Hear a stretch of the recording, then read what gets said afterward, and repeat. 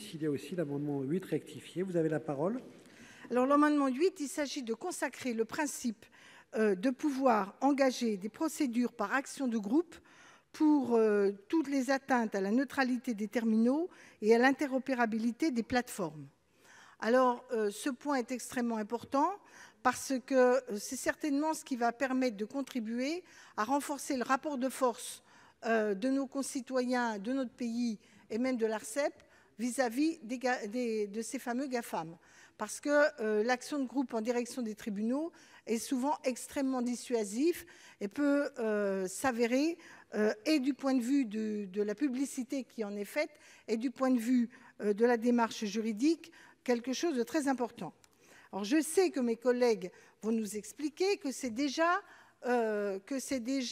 possible. Alors, il se trouve qu'on a les uns et les autres pas mal d'expériences gouvernementales ou parlementaires. Tout est déjà dans les textes, mais personne ne l'utilise. Parce qu'en réalité, il y a à ce jour eu strictement aucune démarche permettant cela. Or, je pense que dans les textes, contrairement à ce qu'on nous dit, il n'y a pas cette possibilité d'action de groupe. Alors, on nous dit d'abord qu'on peut saisir l'Arcep, sauf que la saisine de l'Arcep, elle est limitée aux associations de consommateurs ou à des entreprises et à des individus. Il faut l'élargir. On nous dit que la neutralité et l'interopérabilité du net seraient déjà couvertes. Nous pensons que tel n'est pas le cas, puisque toutes les opérations ont vocation à s'appliquer à des relations B2B et pas nécessairement dans les relations B2C. Or, justement, il faut les mettre. Il y a des forts risques que les personnes qui voudraient agir seraient considérées comme ne pouvant le faire.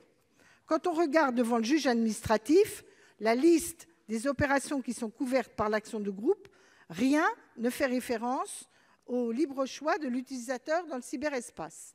Quand on regarde devant le juge judiciaire, les actions de groupe qui sont prévues par le Code de la consommation ne permettent que des réparations des préjudices matériels, mais pas des préjudices immatériels. Or, justement, dans le cas de cette liberté du cyberespace, c'est bien le problème du préjudice immatériel qui doit être pris en compte.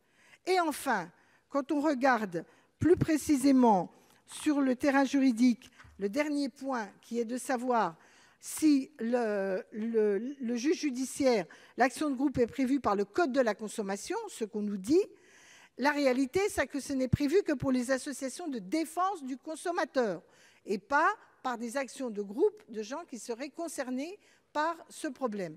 Donc, en réalité, s'il y a des opportunités, il n'y a pas la réelle possibilité d'action de groupe. Merci. Donc, l'avis de la commission, monsieur le rapporteur. Monsieur le Président, Monsieur le Ministre, chers collègues, moi je crois pas qu'on puisse aller jusqu'à dire que tout est déjà dans les textes et qu'il suffit de s'en saisir pour régler les problèmes, puisque la raison d'être de ce texte, c'est justement de compléter la législation pour être plus efficace. Donc je rappelle, par rapport au texte sur lequel nous sommes appelés à voter, que l'Arcep peut être déjà très largement saisie et que les articles 3 et 6 de notre texte sont rédigés dans les termes suivants. Je rappelle, je cite, « L'Arcep peut, soit d'office, soit à la demande du ministre chargé du numérique, d'une association agréée d'utilisateurs ou d'une personne physique ou morale concernée, sanctionner les atteintes au libre choix et à l'interopérabilité des plateformes. » Premier point. Et pour réparer collectivement le préjudice subi par les consommateurs devant les tribunaux, si la proposition de loi dont on discute devient une loi, les atteintes à la neutralité des terminaux et à l'interopérabilité des plateformes seront couvertes par l'action de groupe du Code de la consommation, confère l'article L623-1 qui est très explicite par rapport à ce qu'il est possible de faire. Donc voilà, et qui concerne donc tout manquement d'un professionnel, je cite l'article, à ses obligations légales relevant ou non du Code de la consommation à l'occasion de la vente de biens ou de la fourniture de services. Donc pour ces raisons, on considère, mais on est indifférent, on en rediscutera un peu plus tard, nous considérons que cet amendement est satisfait, donc on en demande le retrait et à défaut, on sera défavorable. Monsieur le ministre. Même avis, satisfait. Même avis, Madame Lienemann.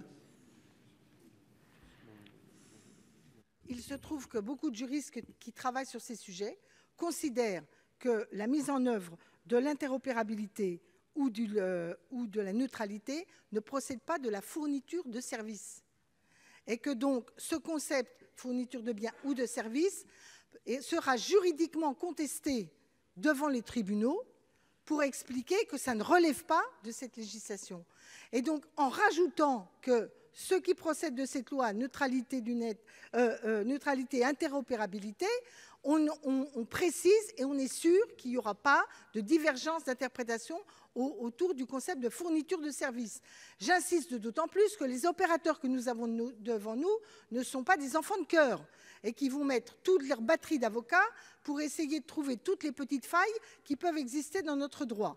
À l'étape où nous sommes, je pense qu'il est important de bien rappeler que les actions de groupe couvrent ce mécanisme. C'est fondamental pour le rapport consommateur par rapport aux géants du net.